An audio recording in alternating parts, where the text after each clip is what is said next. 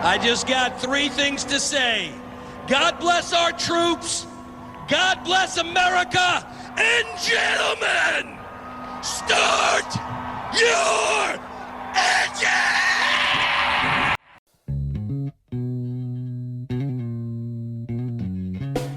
Welcome to the Stire Sound podcast with your hosts, Trey, Stire, and Jack Noel.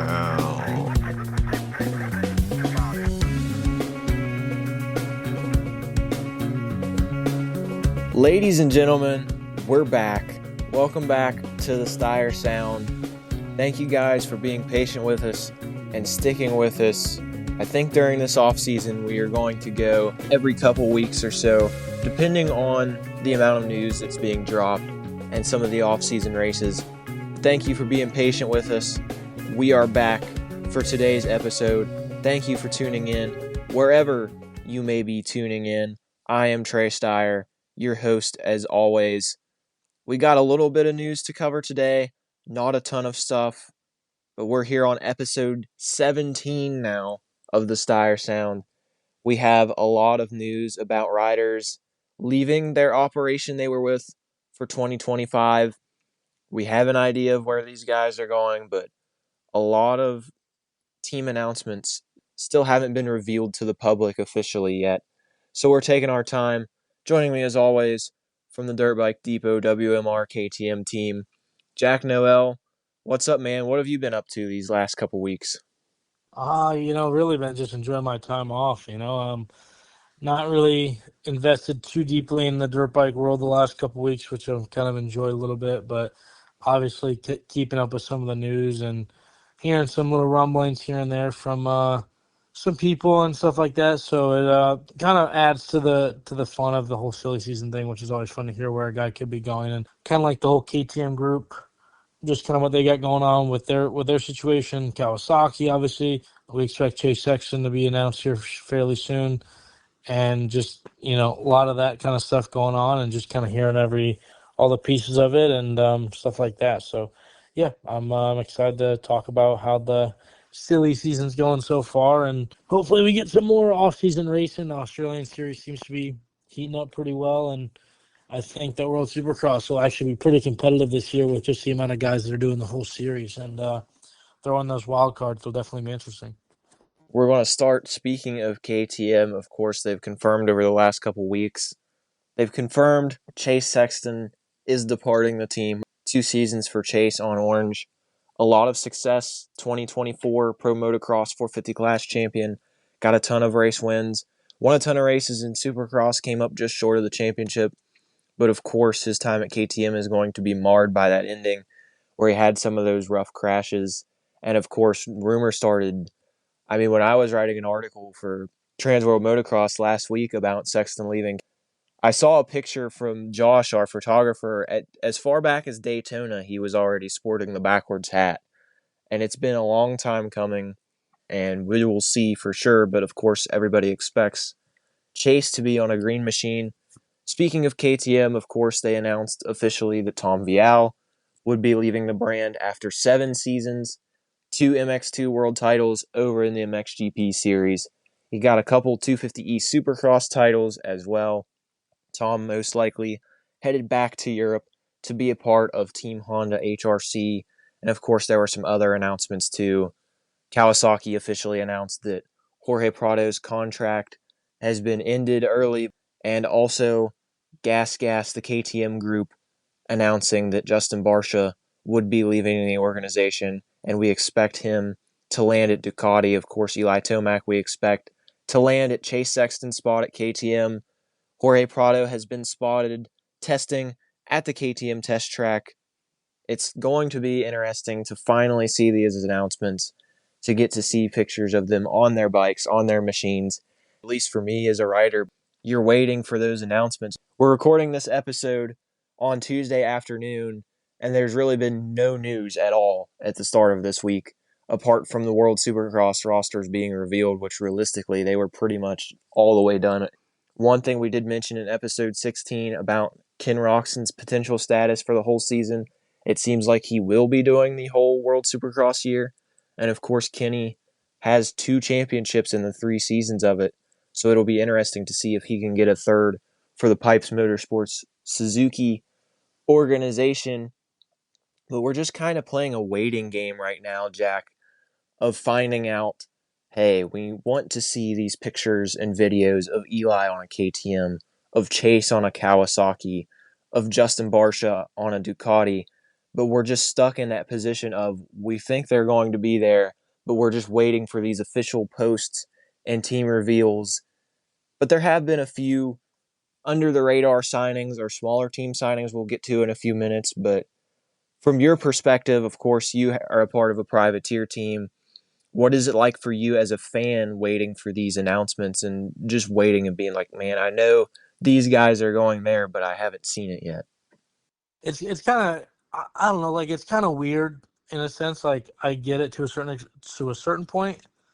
Like Star Racing, in my opinion, is the only team that really does like a kind of a bland release, like a look, we're signing so and so, and they take a little picture against the white wall, and you're a Star Racing rider. They don't do a whole big photo shoot and stuff like that, which I know they're doing for some of these other guys, and that's the way they want to do it. It makes sense, like why we don't get to see this stuff right away, because it wants to be like a big announcement, a big publicity thing. It's what's 100% understandable, right? And I think we'll see a lot of those things start happening around the first week of November, when guys are getting on the bikes and they're kind of done with their off-season vacation and starting to get into more of that boot camp kind of thing, and they're taking more time to test and whatnot. So I definitely think we'll see, like I know we'll see November 1st, we'll see a lot of guys get announced. I think Chase will get announced around there. Tomac probably get announced. Guys like Daxton Bennick, where Barcia's going, where Ferrandis is going, where guys like, Ryder DeFrancisco is going, Casey Cochran's going, those kind of guys who are kind of like under the radar, like we don't know where they're going to go, or like, do they have another contract? Do they not? Like, what's the deal?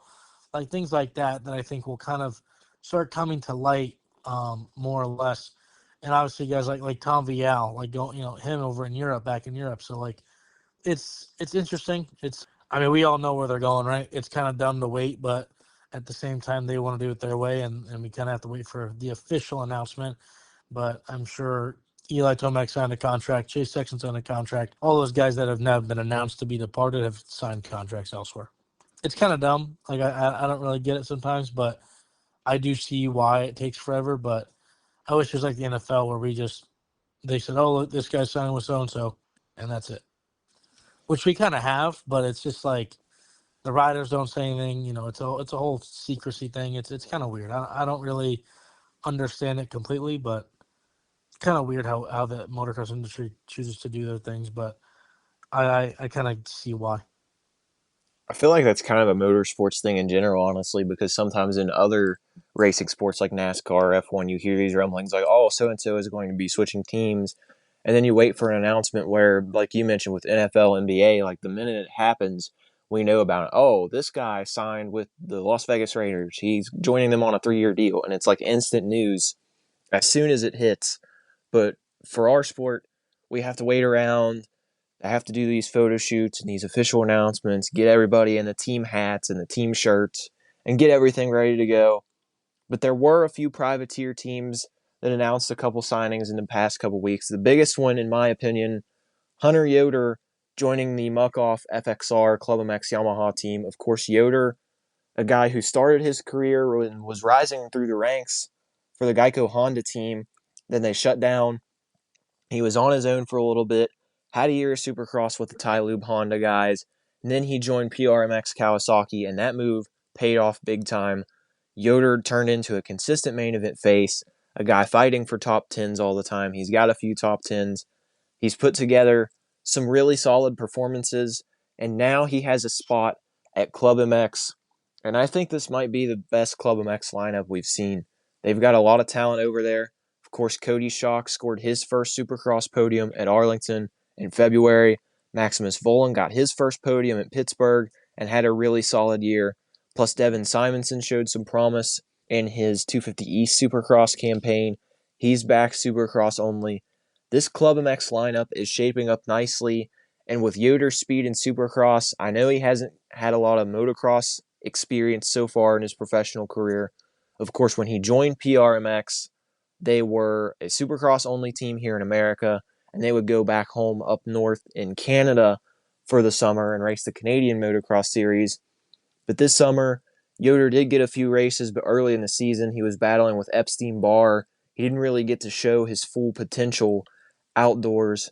Now, though, he has a chance to move to South Carolina to be a part of this Club MX organization who's really established themselves over the last couple years as kind of the premier non-factory organization with the amount of success they've had.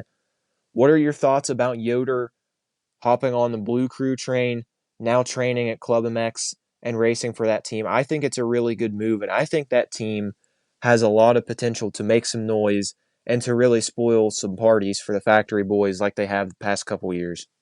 Yeah, I like Club MX a lot. I think it's obviously, like you said, the premier privateer team you want to be on. I think they have the best bike overall. I mean, Yamahas are just so fast, especially when it comes to like a 250, and they have their tuning and stuff like that at a good level. So they're a highly competitive bike, which I think is what a lot of guys are looking for if you want to make that step to like a factory team. Um, and I think they did it right. They have two guys like Cody Schock and Max Voland who are clearly A guys. They're going to put a lot of time and effort and money into those guys. Then you send a guy like Yoder and a guy like Simonson, who I don't think are going to blow anybody's doors off, but they're, a top 10 guy, and they're going to be consistently in the main events, and they're going to be, have the opportunity to have a little breakout ride and, put that bike in maybe inside the top 7, top 5. So I think for them, it's a super smart move to pick up a guy like Yoder, who probably is a easily obtainable rider. So it's smart. Like, it's like you can kind of put your focus into these two guys, and then you have a guy like Yoder who can kind of back them up a little bit. And I think it's a good move for Yoder in his career if he wants to make that next step. Like, he can definitely succeed and be faster and make get better results hopefully. And yeah, you just got to hope for the best. I mean, being with the privateer team, just the quality of whatever you have. Sometimes you're lacking on parts. You're lacking. You don't have the same. What's the word I'm looking for here? Like, same Resources. resources, yes, as the factory teams. And Club MX is, like I said, like the step below that. He has all the resources he needs to be successful, and I think it's a great move for his career. I think the social media clip, I believe it was the day of the announcement, maybe the day after, but he was talking to somebody on social media, on Instagram, doing a little reel, and immediately they asked him, they're like, what's the biggest difference so far? What do you feel on the Yamaha? And he's like, dude, the power. He's like, you can instantly tell that it has more power. And he also talked about he felt more stable through the corners, I believe he was saying as well. It'll be interesting to see how Yoder performs. And speaking of Yoder, his old organization that he spent 3 years with, the Partzilla Blaster Power PRMX Kawasaki team, they have some new faces aboard the program this year. Liam Oehlhof, second generation racer. He spent some time with SLR Honda in 2025, racing SMX Next. Got a podium at Hangtown. Now Liam is with the PRMX organization. He is running the Partzilla Arenacross Series, which is the official AMA Eastern Regional Arenacross. That series got that designation for this year, as well as the Midwestern-based General Tire Arenacross Series. They are now the official West Coast AMA Arenacross Series. But Liam getting a ride with the PRMX guys, and he performed very well at the opening round this weekend of Partzilla Arenacross in Clarksville, Tennessee. It was 2 nights of action. I believe he won a couple heat races, was fastest qualifier. He was running really strong. So it was a great showing from him aboard his new machine. And speaking of Partzilla Arenacross and the PRMX team getting a pair of new racers, Liam did win a main event as well, actually. I just looked back through the results to make sure that I didn't say anything wrong. But also Hamden Hudson is a part of the team. Of course, if you've been listening to the show since it started, Hamden was on the episode number 2 and was our first interview. And of course, he was on the Wildcat Gas team during the motocross season, Hamden's rookie season in 2025. Some ups and some downs, but he learned a lot, showed some potential, and now he is a part of the PRMX organization, like Liam for Partzilla Arenacross. And then, of course, Hamden will race pro this year. Liam will still be in SMX Next in hopes of making the jump to the professional ranks in 2027. But solid kind of under the radar additions, but the PRMX team, obviously Yoder was their star guy in the 250 class. He was getting them top 10s, putting in a bunch of really good results in Supercross. So they lost a little bit of that, now trying to rebuild, getting Oehlhof on the program in hopes of him blossoming into a really solid, really consistent pro. But I like these moves for PRMX. Of course, we've chatted with Hamden a lot and followed his career journey from his first main events and stuff in Supercross earlier this year.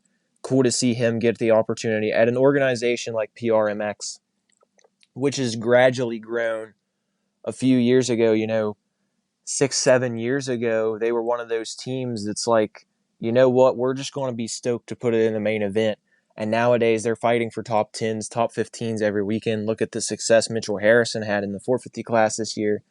But Jack, a couple new faces for PRMX Kawasaki. What are your thoughts on their signings?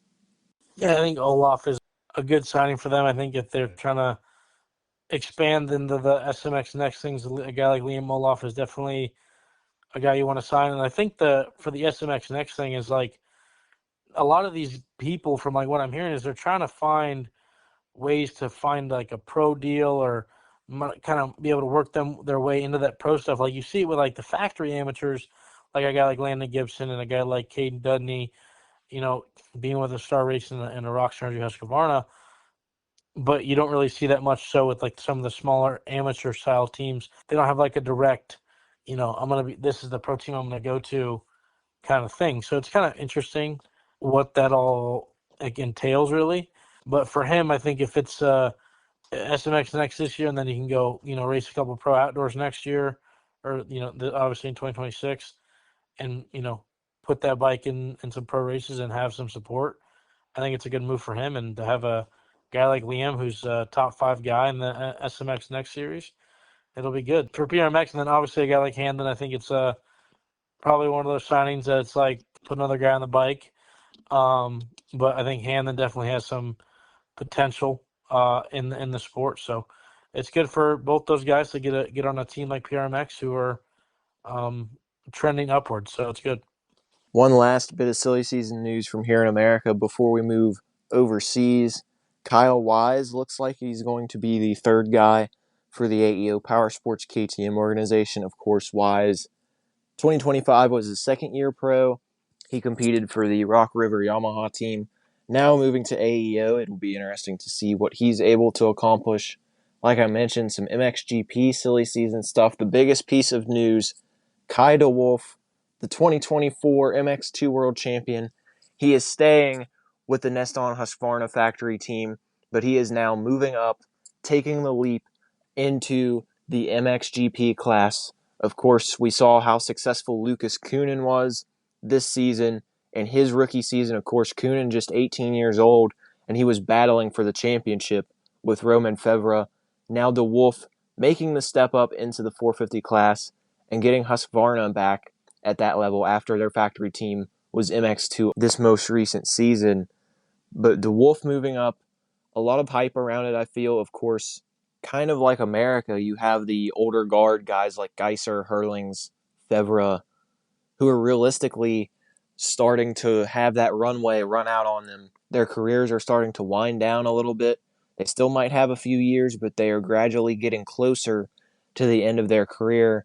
But you also have guys like Kunin, who just moved up. Of course, de Wolf going to be entering his first MXGP class season. Some guys in the MX2 ranks, we'll see how they develop. But I think Kai immediately jumping into the class has a lot of potential to be a top 5 guy, potentially podiums, and we know how good he is at the sand. I mean, it wouldn't shock me at all if he goes out there, wins one of these sand races in his rookie season, because I think he has the skills and talent to be a future MXGP world champion. Yeah, I 100% agree. I mean, de Wolf kind of unfortunately wasn't able to defend his title, but I think he had a successful season nonetheless. And for him, I think he's a bigger guy, and on that 250, obviously, it doesn't help being a bigger dude. So moving to the 450, it probably will suit his style a little bit. I think he, will be successful. I think he could have a similar season to Kuhn, and I think that 450 class in the MXGP is kind of going to be wide open. I mean, Geiser's good, and if he can stay healthy, but like with Tom coming back and some of those older guys that are like Hurlings and those guys that are kind of on the tail end of their career, it kind of opens up that door for guys like Coonan and DeWolf and Vial to kind of come in and be successful, So I'm interested to see how we'll do. I think it definitely will be tough, but it definitely spices up that 450 class. I don't think we've had guys come out of that 250 class with so much hype in the last couple of years as a guy like Lucas Coonan and Kai DeWolf. So, and now that Vial's joining the 450 class after a successful tenure in America, I'm excited to see how that championship shapes up and when all these teams get announced where everybody lands. Honestly, from my point of view, I feel like Prado was the last big guy to make that jump from MX2 and really have hype of, oh man, he's going to compete for MXGP titles right away. But speaking of Dutch riders, from one taking the leap into the MXGP class to one stepping away from the sport, announcing his retirement, Brian Bogers, of course, a face for a long time when I started watching him. I remember, and it's still the image I have of Bogers to this day on that HSF Logistics KTM with the white, blue, and orange gear, the white and orange bike. Bogers retiring. He had a GP win, I believe, at Lommel, and he had a solid career. He was never a weekly winning threat or championship contender, but he was always a solid top 10 level guy. He would go out there, get you consistent finishes. Of course, he was on a number of different factory teams. When he moved up to the MXGP class, he competed for Team Honda HRC a couple years, then went the privateer route with the Marchetti Racing team, ended back up on a factory seat with the Standing Construct organization. Then, of course, his last 2 seasons, he ended up getting the call aboard the Fantic factory team for 2024 pretty late. I mean, there were a couple races going in the season when Van de Moosdijk left the team, and immediately Bogers was called up. But a solid career for Brian Bogers nonetheless. And the last piece of MXGP Silly Season news for now that I have, Jack will have something in a minute relating to a certain set of brothers, but I believe MRT Racing Beta will have a completely new lineup for next year. This year, they had Ben Watson aboard the team and Tom Cock. And now one of their members is confirmed. Rick Elzinga will be moving up from the MX2 class. Rick was a part of the factory Yamaha organization in MX2, but now he will be stepping up to the MXGP class and be competing aboard a Beta. Number 4 on a Beta is going to look really, really strange, but number 4 on a Beta is going to be an interesting look to get used to. And the second seat, it seems like Jago Geertz will be the other guy on the Beta. He has been spotted testing the bike at Lommel, and of course Geertz, he was always the bridesmaid, never the bride in the MX2 class. I think there were like 3 or 4 years where he was the runner-up there, moved up to the MXGP class. It's been disappointing with some injuries and some down results. Now he is moving over to Beta, it seems like. Hopefully Jago can really stabilize his career and start to show that potential he showed a little bit in MX2.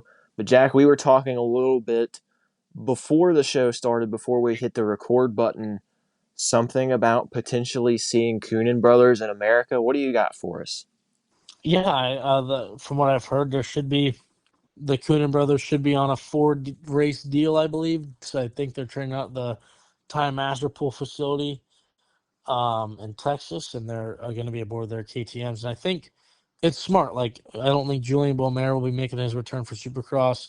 And then, without having a 250 guy, a guy like Sasha Coonan can go out there and race some West races, and as well as Lucas Coonan. And I'm not sure if Lucas will be aboard the 250 or the 450, but yeah, it'll be interesting to see those guys, test their waters. And I wish that World Supercross would kind of take notice of that and maybe give these guys an opportunity, but it's probably all contractual stuff and whatnot. But I'm definitely interested to see how those guys do. I think that if they can be successful and they can be into the top 10, they definitely could see themselves make it up over the pond permanently and see themselves in the 250 class over here. And I think that's kind of the routine team wants to go if they're going to stick with just one 250 guy, knowing they're probably going to have 3 guys in the 450 next year. And I think it's make or break for Prado. I think that's kind of how it is. It's a one-shot thing. Like, he's got one more chance here to kind of make it happen, and if it doesn't work over here, he'll probably be heading back to the GPs. I'm not sure if Lucas will be on the 250 or 450, but Sasha definitely will be on the 250. I'm excited to see how those guys do on Supercross. And, just to add some more wild cards to our series, two guys like that could be really competitive. It'll be pretty interesting to see if indeed they run a couple Supercross races, but to see how they shake up. Of course, Jorge Prado a couple years ago came over, gave it his shot before he moved to America full time. And man, honestly, if the Coonans come over, that would be a big blow to the potential future of the MXGP series. With those guys, especially with the way Lucas rode in his rookie season, you'd think that the MXGP series could be in great hands with guys like Coonan, DeWolf, Tom Vial. But if they move over to America and the Coonans decide, hey, we want to go Supercross, we want to go AMA Motocross route, it could put another hit on the MXGP series because, man, they've lost a lot of star power over the last few years. They've still had those guys, but with guys like Fevra, Geiser, Hurlings on the tail end of their career, they need some other racers to be able to step up and show out. The last piece of news and talk for episode 17 of the Stire Sound, we've had some off-season races getting going. The first round of the AMA Arenacross Championship, the Kicker Series, whichever you want to call it, it took place on the beach in Huntington Beach, California. Ryan Brees with a main event 1 victory and the overall win. Brees, of course, came up just short a couple years ago in the 2024 season, the epic duel he had with Kyle Peters. Brees got the overall win aboard his Moto Concepts Racing Honda. Of course, he will be competing in World Supercross as well. Cole Thompson was the one who won the second main event aboard his Team Solitaire Heartbeat Hot Sauce Yamaha. Robbie Wageman, also on the Team Solitaire program, had a pretty solid ride, took the final spot on the podium. Austin Politelli showed a lot of speed in his heat race, but went down pretty hard in the first main event and then had to fight his way from a back row start in the second. So he really didn't get to show a lot of what he was capable of. Brandon Ray almost ended up on the podium. Shout out to B-Ray, who's now doing his own thing. He was on a Honda the last couple years. Now he's running a Triumph 450. Interesting switch for B-Ray, but he looked solid. Luke Kalatsian looked really solid as well. He's a part of the Moto Whips Gas program now. It was an interesting start to the season. It was a cool visual being right there on the beach. It seemed like a really great fan turnout. It was fun to watch. Justin Starling, of course, is running that AMA Arenacross series this year, so another name to keep an eye out for. The first Australian Supercross rounds happened a couple weekends ago. Dean Wilson swept all of the races, all of the main events for the Quadlock Honda team, and of course, an emotional victory for Dino after the passing of his mother. Thoughts and prayers go to Dean and his family, and it was a really special moment to watch him talk about. Last night, I did this for my mom, and then he said that in night 2, he said he had a guardian angel watching over him. A fantastic performance from Dean Wilson. Of course, you have some guys like Phil Nicoletti and Mitchell Harrison who are racing for the CDR Yamaha team. They're over there competing. Cedric Subaros, who of course has been around the world. He's raced French Supercross, AMA Supercross, World Supercross. He's over competing for the Quadlock Honda team in Australia. And then in the 250 class, I feel like a lot of people expected and predicted Shane McElrath to pretty easily go back-to-back. But man, he had a rough couple rounds to start that series, and all of a sudden, it's Lux Turner with a pretty decent points lead and momentum. Lux is competing for the factory Yamaha team in the SX2 class, the 250 division, and he won the overalls at both of the first rounds. We have round 3 coming up, I believe, this weekend. I will check on that real quick. But Lux Turner showing up and showing out. And yes, it is coming up. The 25th, Sydney, Australia, will be round 3. So keep your eyes peeled for Aussie Supercross Saturday night. If you are here in America and you have something like YouTube TV, DirecTV, Aussie Supercross is shown and aired on the Racer Network, the channel formerly known as MAV TV, so you can check the Australian Supercross action. Some fun racing, especially in the SX2 class. There's a lot of fast guys there. Wilson Todd, Ryder Kingsford. It was very chaotic. I watched night 2 of the racing from the first set of rounds in Australia. It was fun to watch. I'll definitely be paying attention more to that this year. Some really solid racers down there.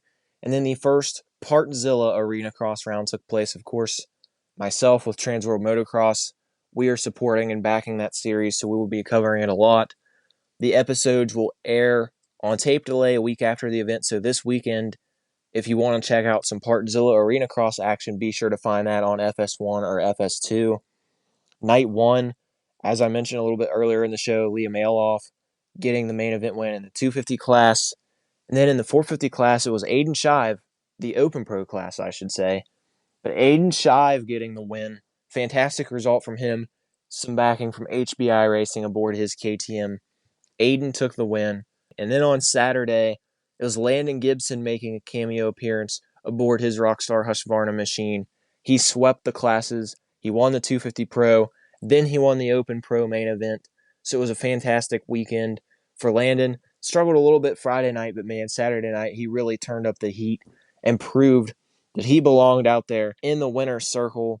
I haven't seen the updated points, or at least the early preliminary points for the series, but I believe that Jace Kessler, your guy from the Dirt Bike Depot WMR KTM team, should be leading the 250 Pro standings.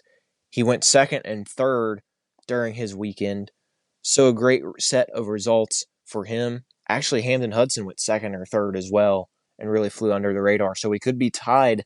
Double red plates. Liam Oehlhof went first and then went fifth in his second race of the weekend. Luke Neese, last year's 250 Pro champion, 10-9 in the 250 class. Not a good start to his title defense.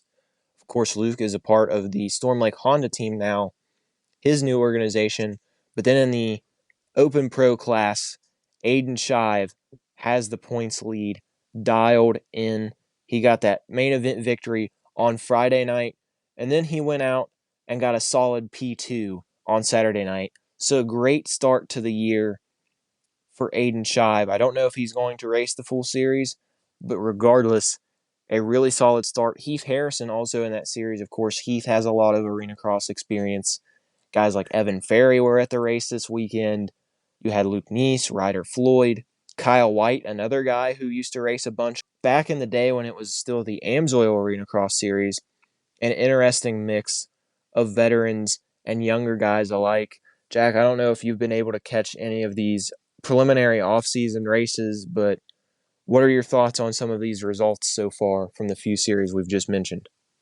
Yeah, I mean, the AMA Kicker Arenacross series is going to be interesting. I think it'll be a good battles this year with Breeze, Potelli, Wageman, Cole Thompson as well as doing it, right? Is that who else is doing it? Yeah, I don't know if they're doing the full series for sure, but I mean, Cole goes out there, wins the second main event, and tells Ryan Brees he's number one over the finish line. So already getting a little spicy. Yeah, so that was interesting. Yeah, I think that'll be a good series. I feel like that series just kind of struggles with like they get riders, but like and they have some good top guys that like on teams and stuff like that, and they have with Potelli, Brees, and then I think the Heartbeat Hot Sauce team's doing the whole series, and then like a guy like Justin Starling who I think will be competitive as well once he figures out his whole bike setup thing. But yeah, it's kind of interesting to see that whole thing. And then the Partzilla series, another guys like Jace is doing the whole series. Hopefully Aiden Shive does most of the series, and then I got like they even have Landon Gibson racing. So like they have like, and I believe Gibson's supposed to be doing most of the series as well. And then with Oehlhof and those guys, I think, and like Nice and stuff like that, definitely adds to the fun. So yeah, and like just the Partzilla series has a lot of racing, and they have two classes, the 450 and the 250 class, and it just provides a lot of battles. And I think that with the younger guys coming able to race for a level and make some money, actually in the driver's seat right now and win that battle. So there's definitely some good 45 Luke Clout, Dean Wilson, Cedric Schuberot. Hopefully, Dean can continue the success and be able to bring it home. I think he'll be successful over there, and he's definitely comfortable in Australia. So he's got that going for him. And yeah, I'm excited to watch some of these off-season stuff. I think it'll make the off-season more fun, and hopefully, I can catch some of the arena cross action here in the state. We will try to keep you guys covered in the upcoming episodes. We'll probably take next week off once again. Like I mentioned, we were probably going to go to an every other week schedule for the Stire Sound during the off season because, like we've mentioned the last week or so, been a little bit slow news-wise we're waiting for confirmations to officially be able to really talk about some of these things. But definitely going to be some fun racing between Australian Supercross, AMA Arenacross, Partzilla Arenacross, and also November 8th, we finally get some World Supercross action. And of course, we have guys like Ken Roxon, Jason Anderson, Joey Savacci running the full season. Plus, you have guys like Eli Tomac, Hayden Deegan, Cooper Webb, who are going to be making one-off appearances. The Stark Varg electric bikes will be competing. Stark going to be entering their first season of World Supercross. And of course, they have the notorious Vince Freezy leading the charge. He's going to be a silent assassin this year. Going to be a lot of fun to keep an eye out for everything going on. But this has been episode number 17 of the Stire Sound. Thank you for tuning in, and we hope you keep checking back in for our thoughts on silly season and some of these off-season races. Stay tuned for more updates about the show. For Jack Noel, I am Trey Stire. Thanks for listening, folks, and we will see you in a couple weeks. The Stire Sound is fading out. I hate California. I really have nothing positive to say about it. Houses are expensive, traffic sucks, dirt sucks, girls are beat. They look all right, but their minds are all whack. I'm just trying to find that one blonde one.